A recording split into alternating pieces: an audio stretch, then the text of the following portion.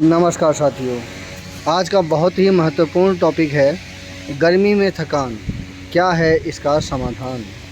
जी हाँ, यह टॉपिक सभी लोगों के लिए बहुत ही महत्वपूर्ण है क्योंकि इस समय गर्मियाँ बहुत ज़्यादा पड़ रही हैं।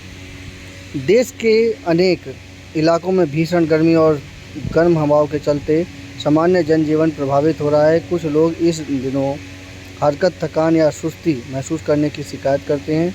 किन कारणों से महसूस होती है यह थकान या उससे बचाव के लिए दिनचर्या में किन बातों का रखना होगा ध्यान, बता रही हैं। धूप में बचने के उपाय ढूंढना, एसी कमरों की तरफ भागना, ठंडी चीज़ों का सेवन करने की इच्छा इन दिनों बहुत सामान्य आदत बन जाती है। क्या इसके बाद भी आप बेचैन बने रहते हैं? अगर घंटों की नींद के बाद भी थकान या सुस्ती महसूस होती है तो आप इसका कारण रात को कुछ भारी खा लेने या नींद न पूरा होने के मन को मना रहे हैं, तो इसके लिए एक अन्य कारण समर फटिंग भी जोड़ सकते हैं।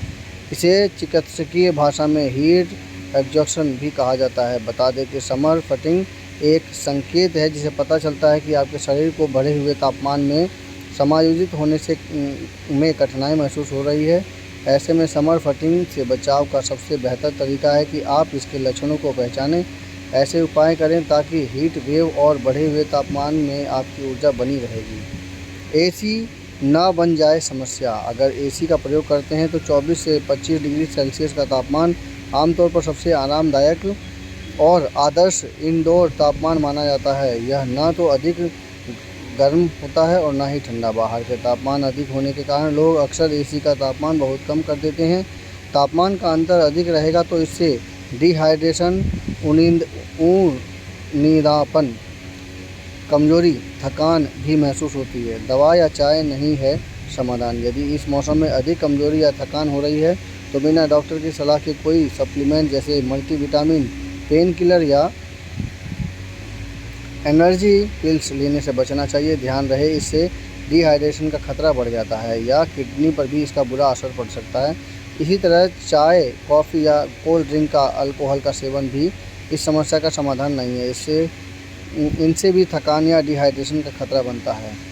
रात को भी रहें सावधान। आमतौर पर रात का तापमान कम होने से राहत मिलती है, पर जब गर्मी के दिनों में रात के तापमान में भी कमी नहीं आती तो इससे हीट एग्जॉस्शन के साथ शरीर के कई अंगों पर दुष्प्रभाव पैदा करता है। किडनी की समस्या, श्वसन तंत्र पर दबाव, ब्रेन स्ट्रोक का खतरा बढ़ जाता है। नींद न आने या बार बार खुलने से शारीरिक व मानसिक थकान हावी रहती है। यह प्रतिरोधक क्षमता पर बुरा असर डालता है। इसलिए इन मौसम में सोने से पूर्व और उठने के बाद पर्याप्त पानी या ORS का प्रयोग करें। अगर छत पर सूर्य की सीधी किरणें पड़ती हैं तो कमरे का तापमान ठंडा करने का उपाय करें। रात में भारी खाना खाने से बचें।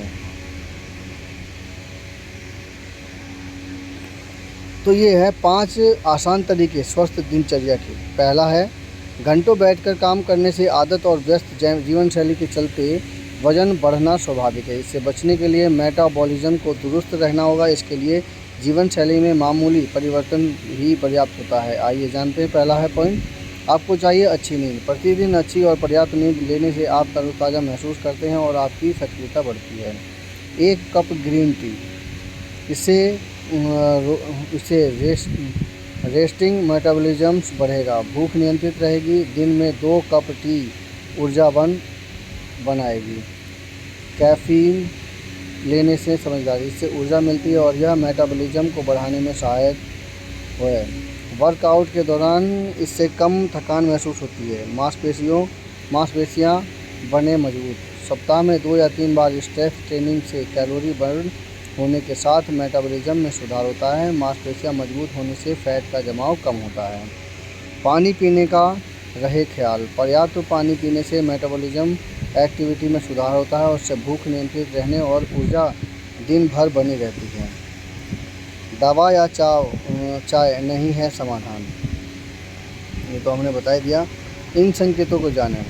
कैसे पहचानते हैं? देखो, बालों का पहले से तुलना में अधिक गिरना, सामान्य से अधिक प्यास महसूस होना, खड़े होने पर चक्कर आना या अस्थिर महसूस होना, सीढ़ियाँ चढ़ना अपेक्षाकृत कठिन होना, 8 घंटे की नींद के बाद भी सुबह उठने में संघर्ष करना, कसरत करने के बाद अच्छा महसूस न होना, भूख न लगना, हर वक्त बीमार या कमज़ोरी महसूस होना, सिर दर्द बना रहना, कोई निर्णय लेने में कठिनाई महसूस होना। तो ये वो पॉइंट हैं जिससे कि हम पहचान लेते हैं कि हमें कुछ इस गर्मी का असर हमारे पर पड़ा हुआ है। छोटी छोटी आदतों का करें विकास। पसीने के साथ शरीर में सोडियम, पोटेशियम, मैग्नीशियम जैसी आवश्यक मिनरल्स निकल जाते हैं। इससे केवल पानी से काम नहीं चलेगा। छाछ को काला नमक या भुने जीरे के साथ में कोशिकाओं में पानी की मात्रा बनाए रखने में नमक मदद करेगा और दही के साथ में प्रोबायोटिक से आंतों को अधिक तापमान में ठंडक मिल सकेगी। पराठा को छोड़कर दलिया, खीरा आदि चुनें जिससे शरीर हाइड्रेट रखने में मदद मिलती है। दोपहर को चाय के बजाय सत्तू या नारियल का पानी, नींबू पानी का सेवन करें। छोटे बच्चों का ध्यान रखें क्योंकि ये नहीं बता सकते कि उन्हें किस तरह की दिक्कत हो रही है और सुस्त और अधिक नींद में परेशान हो सकते हैं। घरों में ब्लैकआउट कर्टन यानी वे पर्दे जो कमरे में अंधेरा करने में मदद करते हैं, उनका प्रयोग करें। इससे कमरे में ठंडक बनी रहती है। कमरे में हर समय कृत्रिम रोशनी से भी गर्मी का एहसास बढ़ता है और इसे कम रखें। समर फटिंग या हीट स्ट्रोक में अंतर। गर्मी के मौसम में कमज़ोर और थकान महसूस होने से शरीर के तापमान में बढ़ोतरी अधिक नहीं होती, पसीना भी अधिक आता है। और हीट स्ट्रोक एक आपातकाल है जिससे शरीर का तापमान बहुत अधिक हो जाता है और पसीना आना भी बंद हो जाता है। दरअसल हीट स्ट्रोक में शरीर के तापमान का नियंत्रण करने के लिए स्वाभाविक प्रणाली फेल हो जाती है। हीट स्ट्रोक होने पर तुरंत अस्पताल ले जाने की स्थिति होती है, जबकि समर फटिंग में व्यक्तियों को छांव में या शीतल जल में ले जाकर उपचार करें और उसे ठीक हो जाता है। तो ये थी वो बहुत ही महत्वपूर्ण चीज़। फिटनेस रूटीन में ना हो समझौता। गर्मी के दिनों में भारी भरकम कसरत टालना गलत नहीं, पर प्रयास रहे कि कुछ हल्के व्यायाम या योग बंद ना करें। यह रक्त संचार के लिए ज़रूरी है और इसके तरोताज़ा बनाए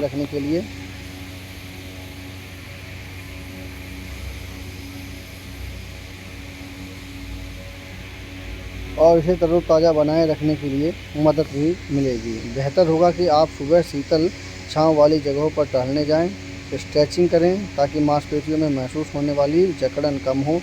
प्राणायाम से शरीर को ठंडा रखने में मिलेगी, साथ ही यह समर फटिंग में राहत मिल सकती है। समर फटिंग या हीट स्ट्रोक में अंतर क्या है?